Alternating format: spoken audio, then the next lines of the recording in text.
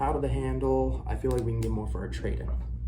I can appreciate that, Mr. Customer. How much were you thinking that your trade was worth? And then wait for their response. If it's a few $1,000s off,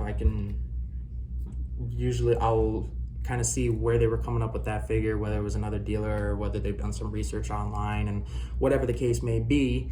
Well, Mr. Customer, while data showing this number, as you and I both walked around your vehicle and filled out the trade sheet, there was this damage here on the front bumper, there was some rust on the cab corners, you needed 4 new tires, you've got a crack in the bottom of your windshield, all of that costs money. Whether we do it or you do it before you trade it in. Now that total cost, I can understand, is about this much amount. So while you think you might be able to get this amount, we've got to do this amount of work to it. And so because we're doing that,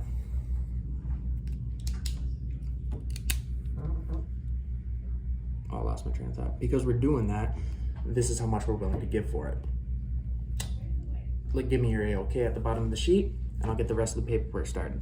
And then if they kind of come back with, well, I just think it's worth more than that. Come on, okay, well, let me go. What is a reasonable offer that I can take into the sales manager? Well, okay, if it's a few $1,000s off, I can kind of talk to them a little bit and be like, hey, we don't have thousands of dollars. Come on. We're in the business to make a little bit of money at the same time as also giving our customers a good deal. So while we're not a one price store, I don't have thousands of dollars of wiggle room to move. I've got a few $100, maybe 1,500, $2,000 at the most, to try and make something work out.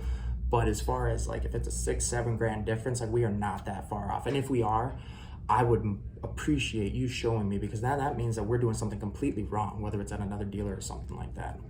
That's usually what I do, and it works out pretty well. Now, if someone says, well, Carvana offered me that, I usually say, that's also to buy the vehicle from you. And now, while that might get you a little bit more cash for your trade, and if that's what you want to do and that's what's going to benefit you the most, I am all for that.